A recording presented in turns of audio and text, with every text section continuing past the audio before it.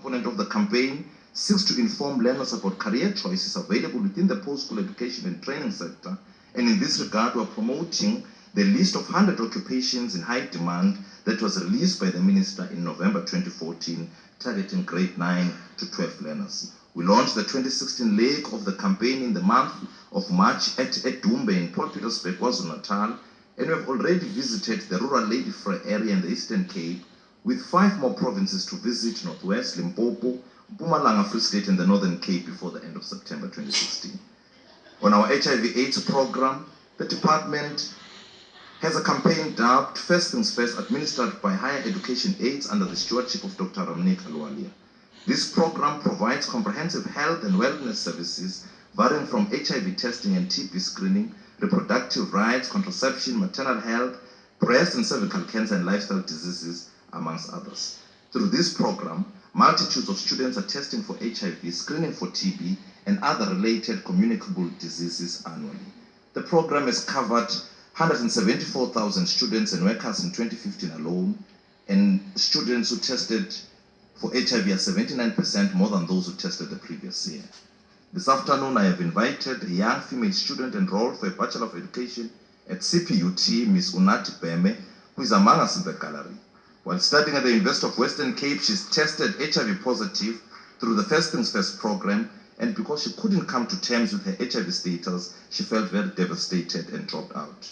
But through AIDS, continuous counseling and support services, she eventually enrolled, and she's now left with 1 year to complete her studies at CPUT. She's one of our ambassadors, encouraging students to know their status and giving them counseling and support. We also have in our midst Ms. Togozile Kabashe, another student from Durban, University of Technology. That's because she gave me the permission to do so. Ms. Kabashe, who is also living positive with HIV, a survivor of sexual and gender-based violence. She received comprehensive support, including trauma counseling services, and she has now learned to share her status openly and continued with her studies, and ultimately became an ambassador to the program. She is now turning the lives of many other gender-based violence survivors and helping hundreds of other students who are still failing to accept their HIV status. At this point, Honorable Chairperson, and in light of the developments at Rhodes University, we wish to condemn the abuse of women, and we say no to rape and violence in our educational institutions. I have now asked HATES to strengthen their women and men empowerment programs in order to respond more effectively to issues of gender-based violence, rape, sexual harassment, teenage pregnancy, and other issues that affect particularly our female students in the post-school system. Ultimately, the HATES program must pay dividends in terms of better student pass rates, lower dropout rates, and higher throughput rate. On disability, as I highlighted in my last budget speech, that the Minister had appointed a ministerial committee to develop the strategic disability policy framework for the PSAT system. This committee has made key advances in their work, and the policy framework will soon be released for public comment. Honorable Chairperson, we are making tremendous strides in the area of ICT, where our institutions are awakened and discovering new and exciting teaching and learning methodologies in and outside the lecturing room. The African National Congress remains committed to ensuring that a significant proportion of our population that remains locked out of the mainstream economy benefits from an inclusive economy through expanded access to quality post-school education and training.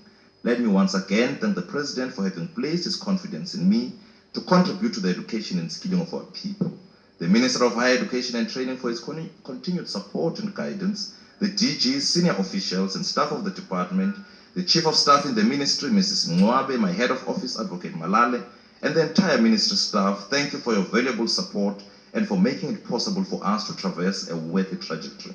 My family and friends, thank you for your unflinching support.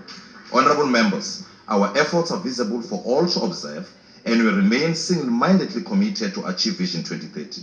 As Oliver Wendell Holmes once said, and I quote, "Greatness is not in where we stand, but in what direction we are moving. We must sail sometimes with the wind and sometimes against it. But sail we must, and not drift nor lie at anchor." Thank you very much.